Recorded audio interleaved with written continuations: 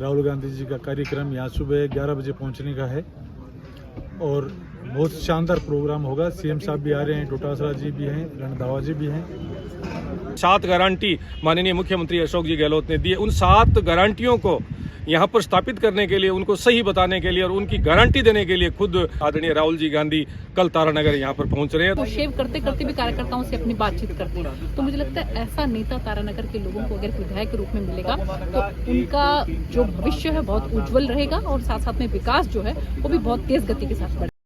कल का हमारे राष्ट्रीय पूर्व अध्यक्ष, युवाओं के दिलों की धड़कन राहुल गांधी जी का कार्यक्रम यहाँ सुबह 11 बजे पहुँचने का है और बहुत शानदार प्रोग्राम होगा। सीएम साहब भी आ रहे हैं, डोटासरा जी भी हैं, रणधावा जी भी हैं। सभी लोग आ रहे हैं और यहाँ पे शानदार सभा होने के लिए जा रही है। काफ़ी संख्या में हर आदमी के मन में एक जुनून है कि कल की रैली में तो हम जरूर जाएंगे। कम से कम हम मान के चल रहे हैं 50 से 60 हज़ार कार्यकर्ता यहाँ पे पहुँचेंगे।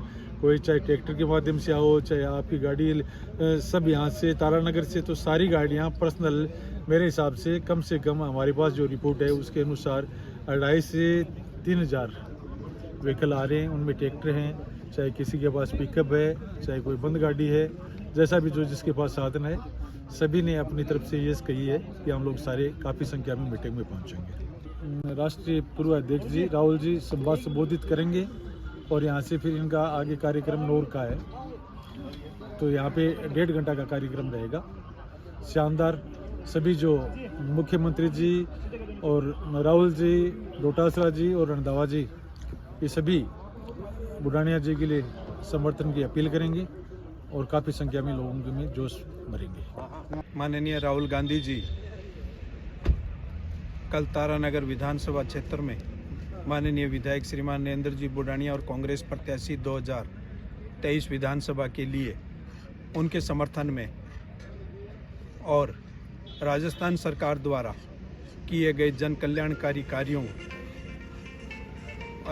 गवर्नमेंट वापस बढ़ने पर जो राज्य सरकार द्वारा 7 प्रकार के कार्यों की गारंटी दी गई है, उनको पर वापस राहुल गांधी जी अपनी तरफ से गारंटी देने के लिए और लोगों को आश्वस्त करने के लिए आ रहे हैं कि इस जन कल्याणकारी और लोक कल्याणकारी सरकार को आप वापस लाएं, जिनके माध्यम से माननीय विधायक श्रीमान नरेंद्र जी बुढ़ानिया ने तारानगर विधानसभा क्षेत्र में पिछले 70 साल में किए जाने वाले कार्यों को सिर्फ 5 साल में करके पूर्ण करके दिखाया है।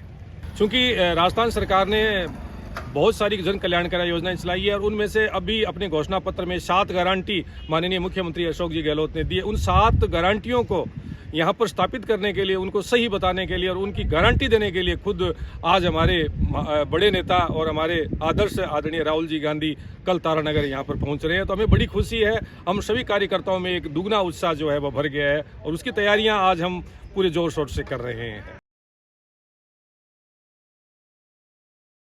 देखिए, आज का जो प्रोग्राम था, भगवान बिरसा मुंडा जी की आज जयंती थी, जनजातीय गौरव दिवस था और उसके अवसर पर अनुसूचित जाति, अनुसूचित जनजाति का एक सम्मेलन रखा और ज़बरदस्त जोश था जी सम्मेलन में। मुझे लगता है कि निश्चित रूप से हम मान रहे हैं, अब निश्चित रूप से भारी अंतर से राजेंद्र राठौड़ साहब चुनाव जीते। सारे सर्वे बोल रहे हैं और मुझे तो लगता है मीडिया भी बोल रहा है। कितनी सीटें आई जाएगी सर? और प्रचंड बहुमत की भाजपा की सरकार राजस्थान में बनने जा रही है। देखिए, मैं प्रचंड बहुमत बोल रहा हूँ ना, प्रचंड बहुमत की सरकार भाजपा की बनने जा रही राजस्थान। देखिए, मैं थोड़ी आपको दूसरी दिशा में ले जा रहा हूँ। ये चुनाव, ये लोकतंत्र का पर्व है। पर्व हमें ये सिखाता है कि कोई भी मनुष्य हो, भाषा उसकी संयमित होनी चाहिए। लोकतंत्र के पर्व में ऐसी भाषा बोलना, जो 2 बार लोकसभा का माननीय सांसद रह चुका हो, 2 बार राज्यसभा का सांसद रह चुका हो, विधायक भी रह चुके हो, ऐसी भाषा बोलना शोभा नहीं देता। हम उसकी निंदा करते। देखिए, पहले भी इन्होंने कुछ गारंटियां दी थी जो जनता भ्रमित हो गई। इस बार नहीं होने वाली। जैसे किसानों का संपूर्ण कर्जा माफ करेंगे, नहीं हुआ। किसानों की जमीन नीलाम हो गई। जब जमीन नीलाम होने लगी तो ये एक एक्ट लाए। इसका मतलब जमीनें नीलाम हो रही थी। आपके झूठे वादे के कारण। दूसरा इन्होंने कहा हम बेरोजगारों को बेरोजगारी भत्ता देंगे 3500 रुपये, किसी को नहीं रजिस्ट्रेशन कराया और किसी को नहीं दिया। तो अब जनता जो है वो इन वादों पे, झूठे वादों पे धोखे में आने वाली नहीं। ये झूठी गारंटियां हैं जी, कोई दम नहीं है इनमें।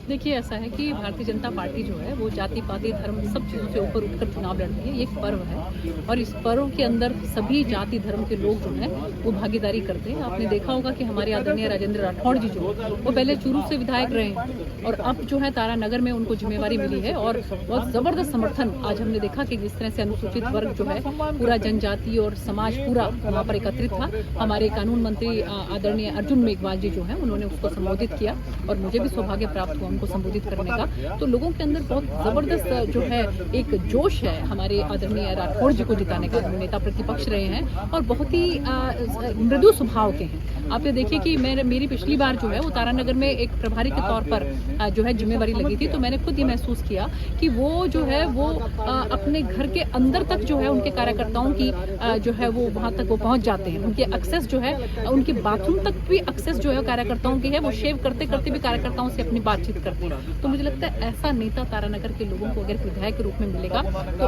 उनका जो भविष्य है बहुत उज्जवल रहेगा और साथ साथ में विकास जो है वो भी बहुत तेज गति के साथ बढ़ेगा। कांग्रेस की ये नीति रही है कि साम दाम दंड भेद किसी भी तरीके से जो है वो उनको सत्ता जो है उसको हथियाने का उनका कोशिश रहती है। लेकिन लोग इन बातों को समझते हैं और मुझे लगता है कि जिस तरह का एक स्वभाव, मृदु स्वभाव और एक सौम्य स्वभाव हमारे यहाँ के प्रत्याशी राजेंद्र राठौड़ जी का है, तो इन सब बातों को ध्यान में रखते हुए यहाँ की जनता जो है उनको जिताएगी और विधायक बनाएगी और विधायक बनने के बाद वो जरूर जो है एक अच्छा ओहदा भी पाएंगे। इस बात की मुझे आप लिख के ले लीजिए कि यहाँ पर जो है भारतीय जनता पार्टी की सरकार बनने जा रही है और बहुत भारी मतों के साथ जो है यहाँ पर हमारे प्रत्याशी जीतेंगे और इसके साथ साथ जो है वो बहुमत के साथ जो है भारतीय जनता पार्टी की सरकार। कोई ऐसी योजना उनकी प्रभावित करने वाली नहीं है। जो अत्याचार जो है ऐसी समाज के ऊपर हुआ है, जिस तरह के उनके काम रहे हैं, जिस तरह का पेपर लीक का मामला जो रहा है युवाओं को लेकर, तो मुझे पूरी उम्मीद है कि जनता त्रस्त हो चुकी है और अब की बार भारतीय जनता पार्टी की सरकार